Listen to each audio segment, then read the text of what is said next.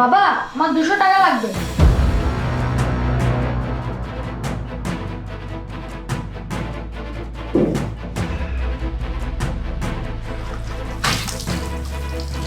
বাবা, আমার 500 টাকা লাগবে।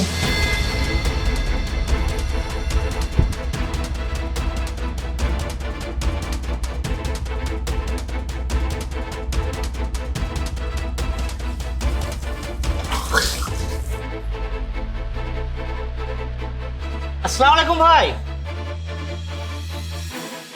ওয়ালাইকুম আসসালাম। ভাই আপনার শরীর কেমন আছে এখন? আরে ভাই, আমার শরীরে আবার কি হলো?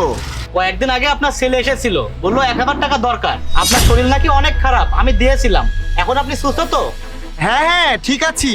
অল্প একটু শরীর খারাপ ছিল, এখন আমি ঠিক আছি।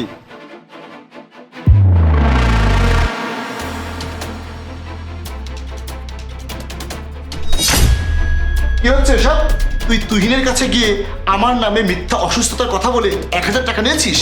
তুই পরশুদিন আমাকে এসে বললি তোর 200 টাকা লাগবে, আমি তোকে টাকা দিলাম। তুই কালকে এসে আমাকে বললি তোর 500 টাকা লাগবে, আমি সেই টাকাটাও তোকে দিলাম। আবার তুই মানুষের কাছে গিয়ে মিথ্যা বাহানা বানিয়েছিস। মানুষের কাছে বলেছিস আমি অসুস্থ, আমার অসুস্থতার কথা বলে মানুষের কাছে বানিয়ে বলে টাকা নিচ্ছিস। কেন করছিস তুই এসব? এই টাকা নিয়ে তুই কি করিস? দুঃখিত, আপনি 1000 টাকা হেরে গিয়েছেন। ও আচ্ছা, তাহলে এসব হচ্ছে। তুই আমার ছেলে হয়ে অনলাইনে জুয়া খেলা শুরু করেছিস? ছি ছি ছি, লজ্জা করে না তোর? বাবা, আমি এখন হারছি, কিন্তু দেখো একদিন আমি লাখ টাকা ইনকাম করবো।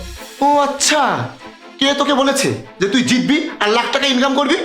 আরে বাবা, এটা তো সবাই বলে। ফিল্ম স্টার, ক্রিকেটার, বড় বড় বিজনেসম্যান, তারা তো এসব বলে প্রচার করে যে এই গেম খেললে লাখ লাখ টাকা ইনকাম করা যাবে। এই সবই তো বিজ্ঞাপন দেওয়া হয়।